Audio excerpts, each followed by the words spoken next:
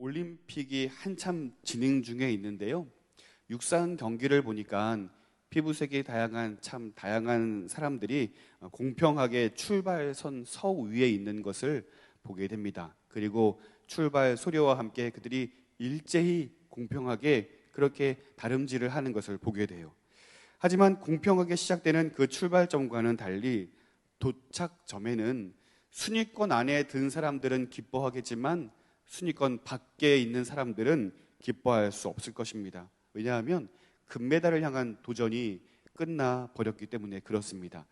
이와 같은 상황을 사도 바울은 이렇게 이야기하고 있습니다. 운동장에서 다름질하는 자들이 다 달릴지라도 오직 상을 받는 사람은 한 사람인 줄을 너희가 알지 못하느냐.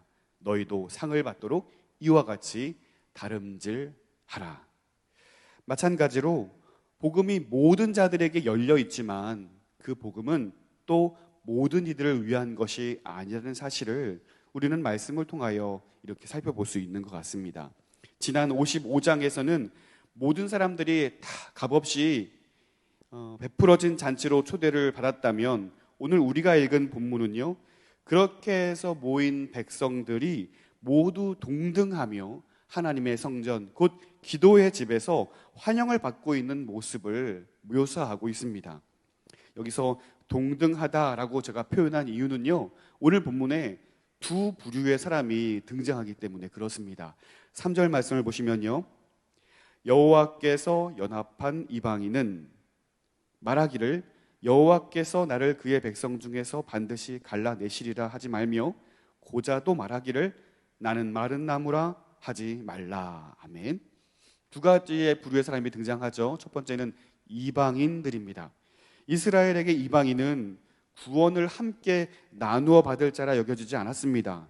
이스라엘은 선민, 곧 하나님의 선택받은 백성이요 하나님의 기업을 상속받을 자들이기에 이스라엘이 아닌 외인을 모두 이방인이라 하여서 구원가는 거리가 먼 사람들이라 그렇게 거리를 두고 그 사람들을 인정하지 아니하는 태도를 보였습니다.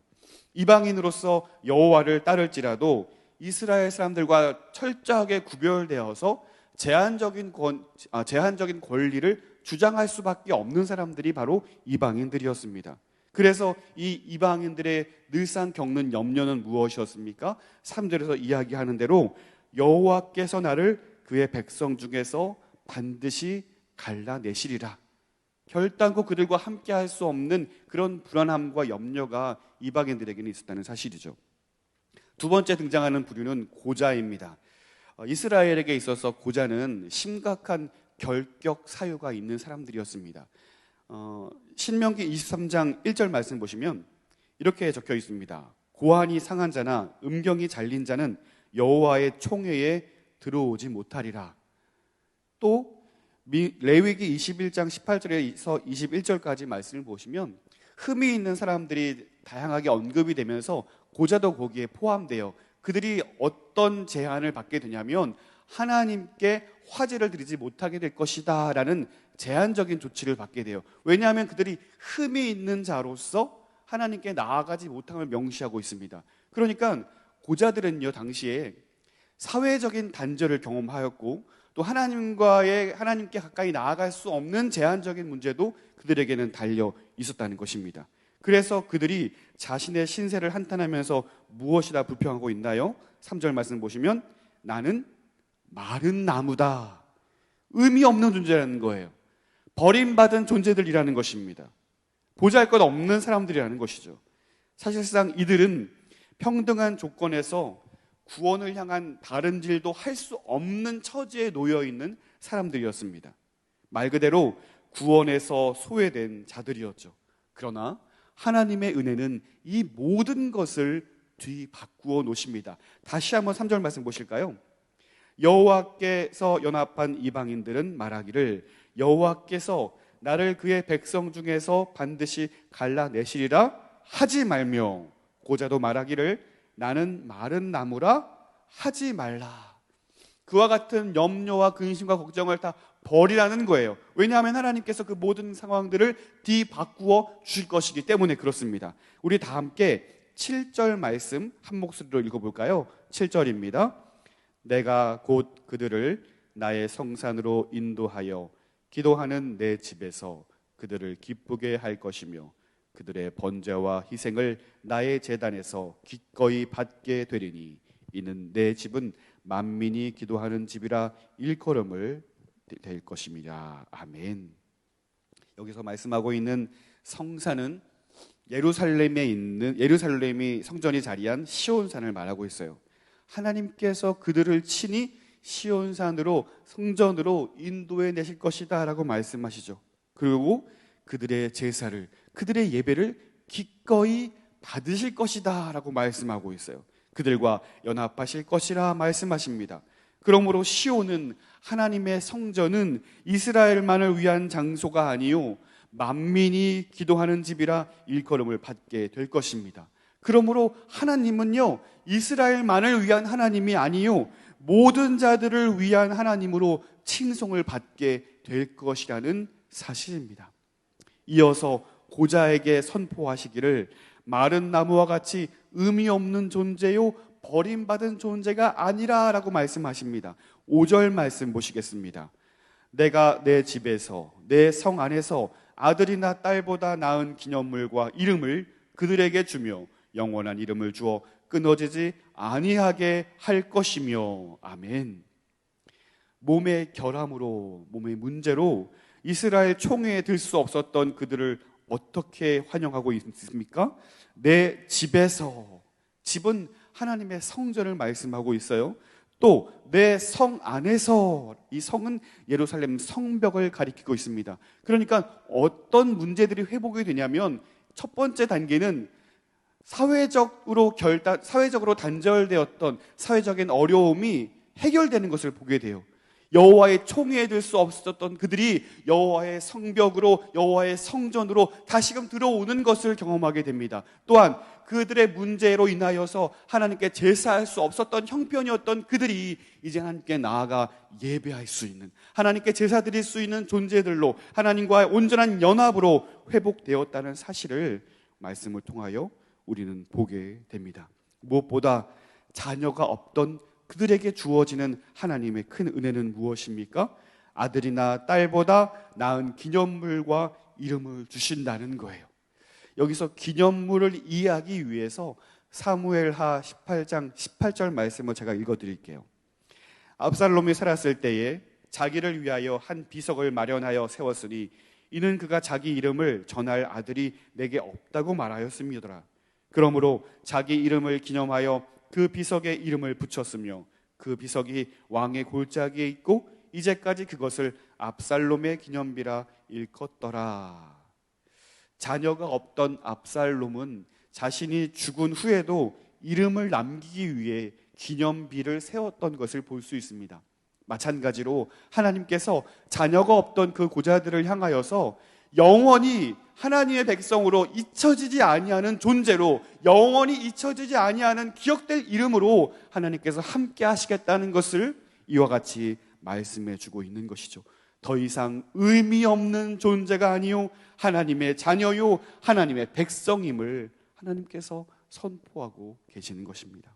이처럼 하나님의 은혜는 이방인, 고자 모든 예외 없이 복을 누리게 해주시는 것입니다. 자신이 이스라엘 민족이 아닐지라도, 부모나 자신이 이전에 다른 신을 섬겼다 할지라도 그 어떤 장애나 어려움을 이유로 해서 더 이상 하나님의 백성이 되는 것으로 하여금 배제되지 않는다는 사실입니다. 사람들을 구분해서 나누고 사람들과 하나님을 나누는 중간에 막힌 담들은 하나님의 헤세드, 하나님의 신실한 은혜요 인자하심으로 인하여 허물어졌음을 여러분 믿으시기를 바랍니다. 이제 모든 자들은 같은 출발점에서 그 구원을 향하여, 여정을 향하여, 믿음의 여정을 향하여 다름질할 수 있게 되었습니다. 하지만 바울이 말하듯 상은 모든 자들을 위한 것이 아니죠. 오늘 본문도 이방인들과 고자들을 환영하고 있긴 하지만 분명한 조건을 제시하고 있음도 우리는 볼 수가 있습니다. 1절 말씀 보실까요? 여호와께서 이와 같이 말씀하시기를 너희는 정의를 지키며 의를 행하라. 이는 나의 구원이 가까이 왔고 나의 공의가 나타날 것임이라 하셨도다. 아멘. 어떤 상황에 있다 할지라도 정의를 지키며 의를 행할 것을 말씀하고 있습니다. 그리고 이어서 2절과 4절과 6절을 통하여서 그 공의와 의를 지키는 것이 무엇인지 구체적인 사항을 제시해주고 있으면서 특별히 고자와 이방인들을 향하여서 이와 같은 명령들을 철저히 이행할 것을 촉구하고 있는 하나님의 음성을 우리는 볼 수가 있습니다. 먼저 2절 말씀 보실까요? 2절을 보시면 여러분 혹시 펜이 있으시면요 2절과 4절과 6절에 반복되는 그 문장들을 한번 표시해 보시기를 바랍니다. 먼저 제가 2절을 읽을게요. 안식일을 지켜 더럽히지 아니하며 그의 손을 금하여 모든 악을 행하지 아니하여야 하나니 이와 같이 하는 사람 이와 같이 굳게 잡는 사람은 복이 있느니라. 4절입니다. 여호와께서 이와 같이 말씀하시기를 나의 안식일을 지키며 내가 기뻐하는 일을 선택하며 나의 언약을 굳게 잡는 고자들에게는, 자 6절입니다. 또 여호와와 연합하여 그를 섬기며 여호와의 이름을 사랑하며 그의 종이 되며 안식일을 지켜 더럽히지 아니하며 나의 언약을 굳게 지키는 이방인마다. 아멘. 반복되는 부분들이 분명히 있습니다. 첫 번째는 안식일을 지키라라는 것입니다. 반복되어서 설명하고 있어요. 안식일을 지켜라 라고 말씀하십니다. 소요일의 문답 1문에서 말하는 사람의 제일된 목적이 있는데요, 그것은 하나님을 영화롭게 하는 것이고 영원토록 그를 즐거워하는 것이다 라고 말씀하고 있습니다. 그렇습니다. 사람의 제일된 목적은 하나님을 예배하는 삶입니다. 그것이 하나님 백성의 정체성이며 삶의 목적이죠. 인생의 정중앙에 안식일이라는 거룩히 구별된 예배를 배치하여서 그 중심으로 매일매일 거룩한 삶으로 매일매일 하나님께 제사하는 예배의 삶으로 살아내는 것, 그것이 우리의 인생의 가장 중요한 것이다. 안식일을 지키라 라고 명령하시고 있습니다. 코로나19로 인하여서 하나님께 나아가는 우리의 예배가 신자들에게, 각각 신자들에게 어떤 무게로 다가오는지 우리는 실감나는 시대를 살고 있어요. 그 예배가 하나님 앞에 무겁게 느껴지는 자들이라면 어떤 상황 가운데서도 하나님께 예배하기 위해 몸부림을 칠 거예요. 그러나 신자들에게 있어서 하나님께 나아가는 그 예배가 그렇게 무겁지 않게 느껴진다면 코로나19로 인하여 분명히 우리가 핑계할 것이고 코로나19로 인하여 우리는 그 예배를 중요하지 않게 여길 수도 있을 것이라는 사실입니다. 예배는 무엇과도 바꿀 수 없기에 우리의 온 마음을 다하여 하나님께서 받으시는 예배로 영과 진리로 예배하는 거룩한 예배자들이 다 되시기를 주님의 이름으로 소원합니다. 그렇습니다. 안식일을 지키는 것, 우리 인생의 정중앙에 하나님께 예배하는 것을 가장 중요하게 여겨서 하나님께 나아가는 것이 너무나 중요합니다. 두 번째는 언약을 굳게 잡으라, 언약을 굳게 지키라 라고 반복하여 말씀하고 있어요. 나의 언약을 굳게 잡는 사람들, 나의 하나님의 언약은 1차적으로 하나님께서 한 약속이기 때문에 하나님의 언약을 굳게 잡는다는 것은 어떤 의미냐면 그 약속들을 반드시 이루어 주실 것이라는 믿음을 가지고 그것을 굳게 붙잡고 시종일관 변함없이 일관된 모습으로 나아가는 사람들을 일컫습니다.